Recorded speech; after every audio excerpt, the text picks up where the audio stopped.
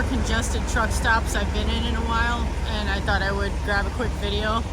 These guys are stacked up in front of, like across from the fuel island, which people will do sometimes, but you can see how it's making it a little tougher for this guy to get out. Just so many trucks stacked. Sleeping giants. That's what I was thinking when I was walking in here before, or walking through here to go take my shower.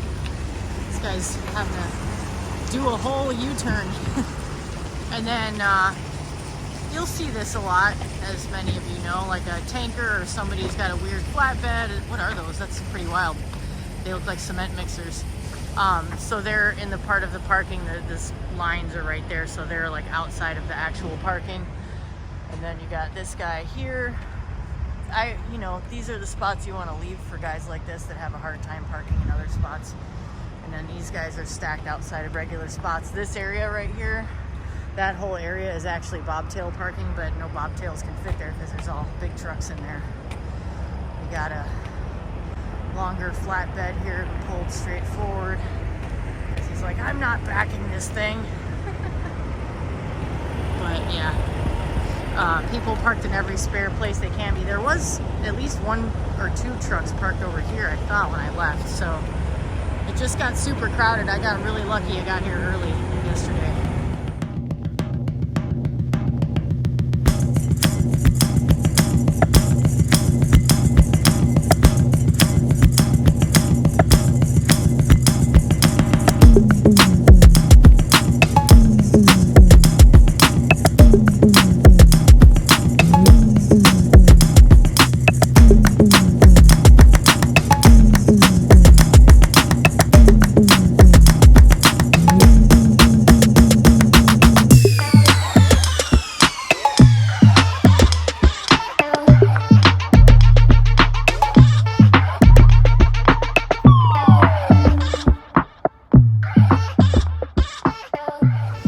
So this is fun. I'm in West Chicago, in a place waiting to get unloaded, waiting to get that lumber load unloaded. A lot of words that are hard to say today for some reason. I could use another coffee for sure.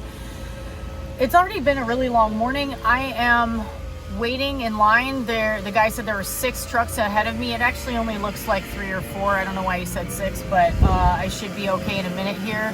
You can see this guy is one ahead of me, then the green one.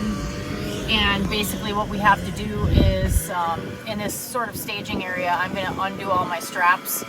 And then when I pull into the dock, I'll be ready to go. But it's really frustrating because there was just a whole line of trucks out on the street that couldn't get in because I was blocking one guy that was trying to get in and I couldn't move. I was trying to communicate with everybody. One of the best things I can tell you if you're a new driver, inexperienced, is communicate. Don't worry about people getting mad. If you know you're in the way, but you're not sure if you can move because you might make yourself in someone else's way, just go talk to the other drivers and figure it out. And you guys, usually people are cool. And if they're not, there's usually one dick in the crowd. Don't worry about that person. Oh, hello. It's been a while since I made a microwave video, so I thought I would bust one out for fun. Oh man, this week is kicking my ass. I just did a little bit of laundry and I'm at one of our terminals and I just was in the laundry room having a nice conversation with a couple of other people because I heard them talking and they were both flatbed drivers, and so I'm like, oh, we're all flatbed drivers in here. And they're like, you drive flatbed? I'm like, well, yeah, curtain side, which isn't the same as a regular flatbed, but I was like, yeah, I'm way too slow. It takes me way too long. And then one guy said he'd been doing it for 1.5 years, and the other guy had switched over from reefer, and he was talking about how he's already lost weight doing flatbed, which I was like, that's awesome.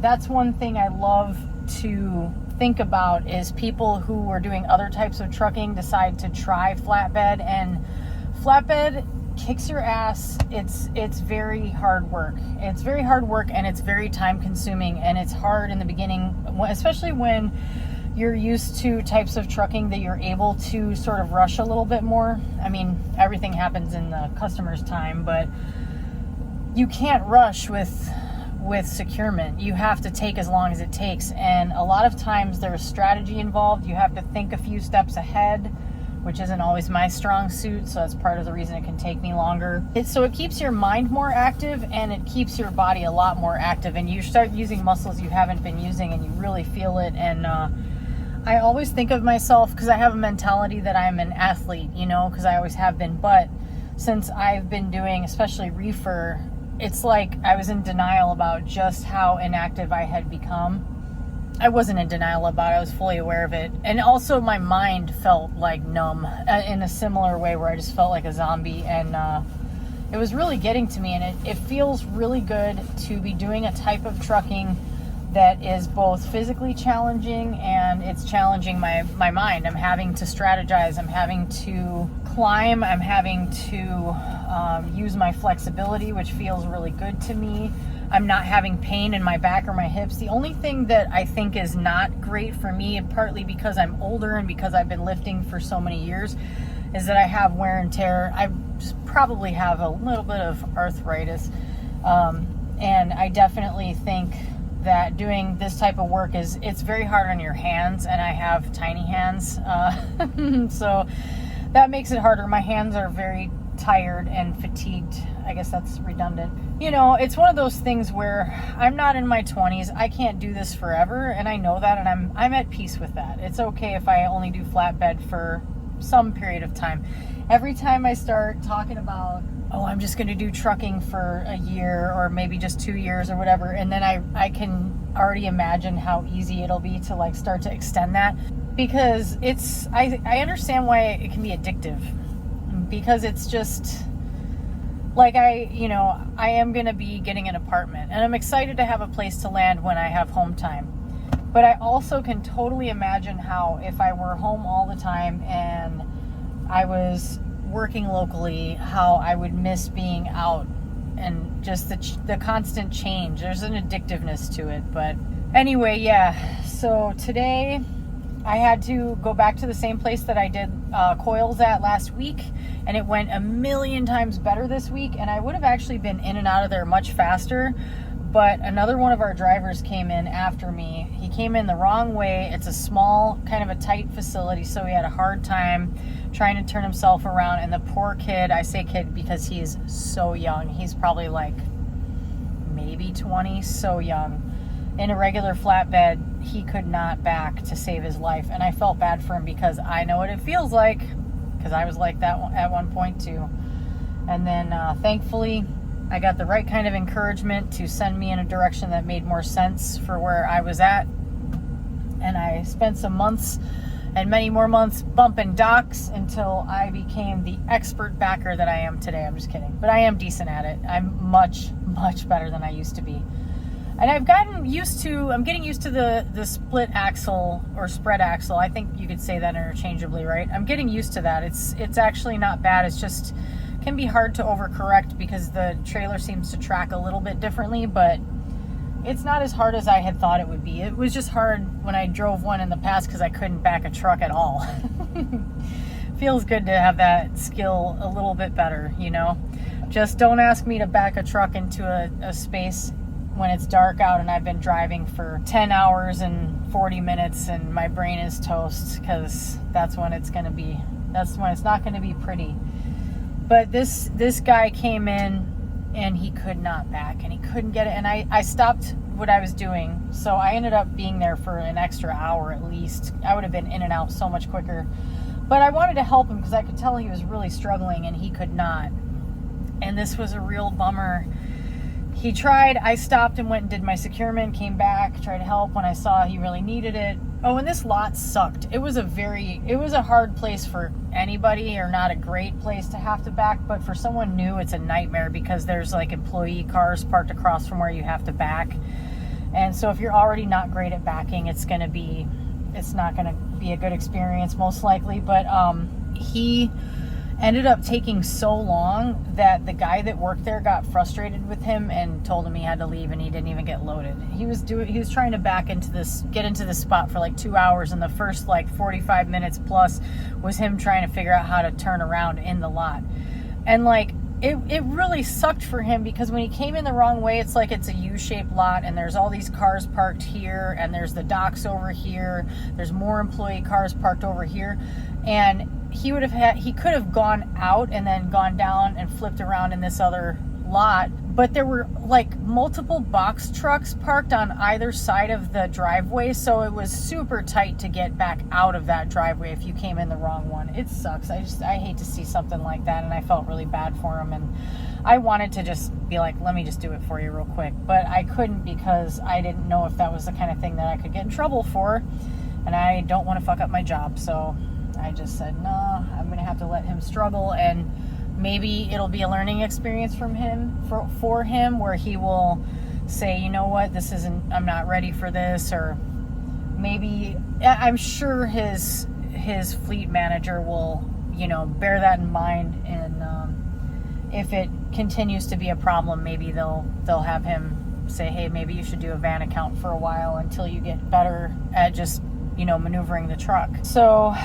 anyway, what else? I delivered that lumber load yesterday. Yeah, that was a real beast. Did I even talk about it in a video? I don't know if I did. I had to secure this load. It took me forever. Oh my God, it took hours. And I'm so embarrassed even admitting that, but stuff takes forever when you're new at it. And I was climbing up and down off the load, and I could have benefited from having a couple of different tools that I don't have right now. So everything takes a little longer when you don't have those items, and climbing up and down, putting up edge protectors, climbing on top of the load. It was crazy. It was a lot, and it was a difficult load because it's all these different, it's hard to describe, but it's like you have to say put 2 straps for every 10 feet or whatever. I may not be saying that right, but I'm just saying, for example, okay? And you have, let's say you have like 1, 2, 3, 4 stacks of wood, of lumber that are 10 foot each. So that's 2, 2, 2, 2, right? But then on the other side of those, there's lumber that is 12 feet and 9 feet. And so here there's 2 stacks. If you go to the other side of the trailer, there's 3 stacks that fit in the same amount of space. So then you have to put more straps.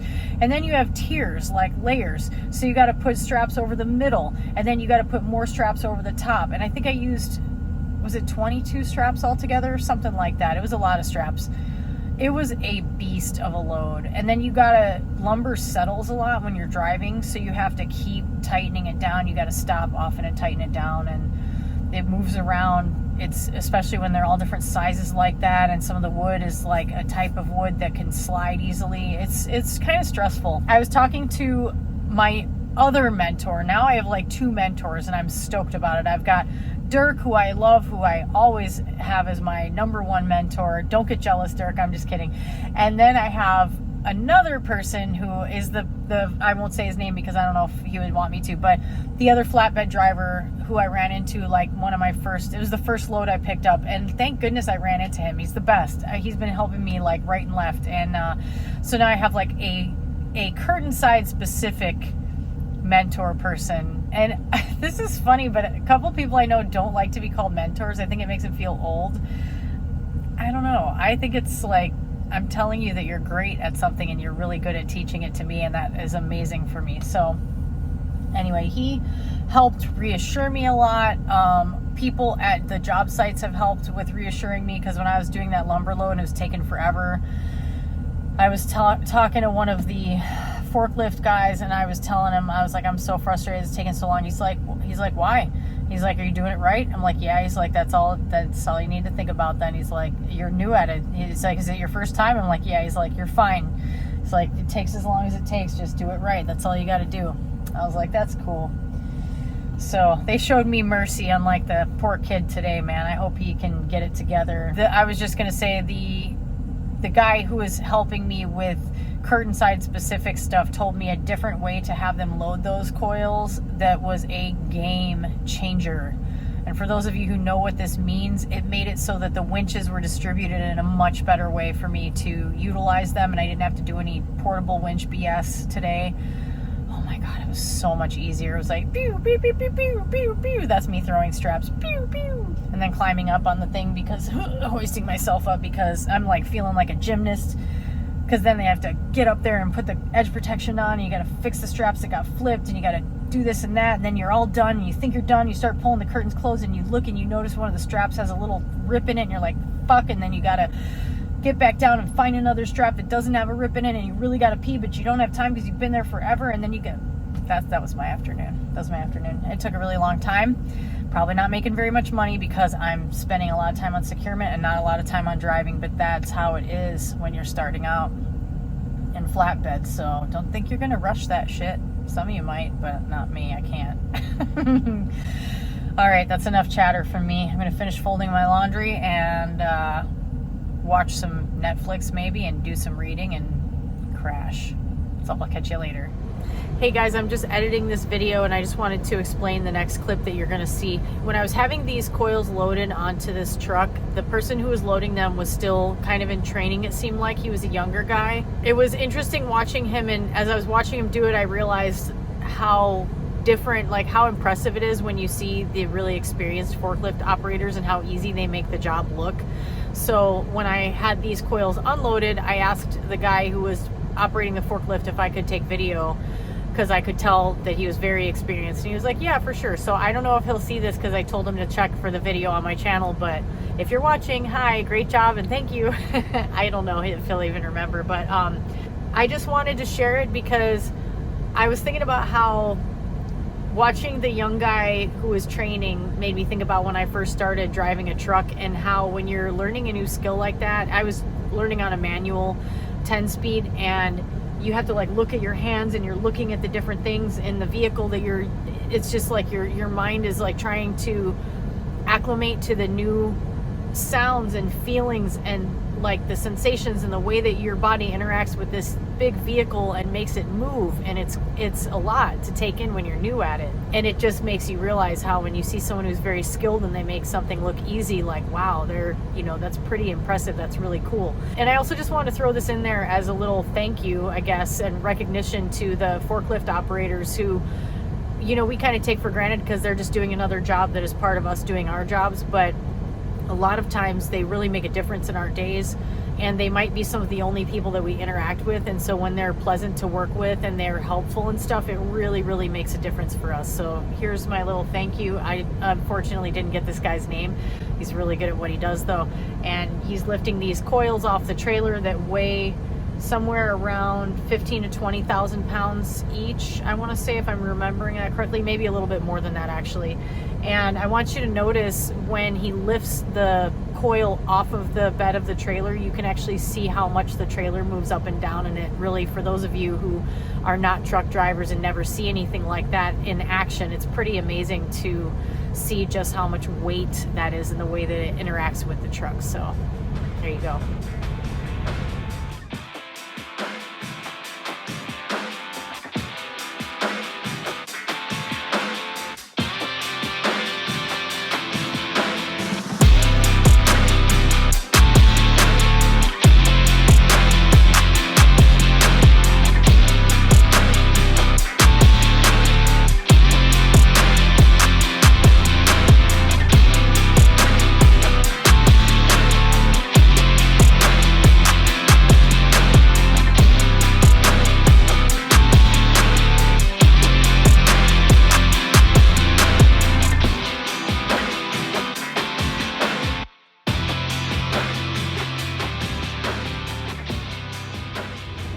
Well, today have been annoyingly short days. Yesterday actually worked out okay because I needed to do laundry and I was able to do that. And I helped another driver, which I talked about in another clip. And today is short too. I delivered my coils today. That went really smooth. And on the positive, I think it's great to have the opportunity to do the same job kind of twice in a row, because that way I got a chance to practice. So I'm already feeling like, okay, now I know exactly what my strategy is. I have a game plan, so every time I go in, I know exactly what to do. And then same thing for the drop-off. I know what to do at that point too to make things as efficient as possible. I ordered my winch strap roller, which is a must-have if you do any kind of flatbed and use winch straps. And if nothing else, like I talked to another driver from my company today who said they like rolling the straps by hand. I like that too. It's surprisingly physical, and from a nerdy personal trainer standpoint, I'll make a video or something showing how it looks when I actually roll one up, because when I do it, I'm trying to do it really quick because I'm usually worried about people waiting. It really is a good strengthening of some of the stabilizer muscles in the hands, elbows, wrists, elbows, and shoulders, because you're like holding this strap that gets heavier as it winds up. It feels heavier and it gets larger, so it's requiring a little more grip strength, especially if you have smaller hands. If you're a bigger person, it's not going to be as dramatic of an effect, but for somebody like me, you can feel your shoulders working, you can feel the small muscles in your arms working in your joints, and that's actually a good thing. So anyway, I'm about to go to the truck wash. I'm at a terminal again, and I just have my afternoon is done. I'm just done. So I just went to the equipment room and switched out some bum straps for some fresh ones, and I'm gonna do a truck wash now, and then I am done for the day. So it's just a matter of killing time, and it's too bad I just not getting the miles right now, but I am hoping we are approaching Labor Day weekend, and I am hoping that I am going to actually be driving somewhere farther. And I asked my fleet manager, please, if you guys are going to throw me on another 34 over the weekend, at least send me back to the terminal that's closest to Chicago so I can have my car and not be stuck in a random truck stop. Fingers crossed on that one.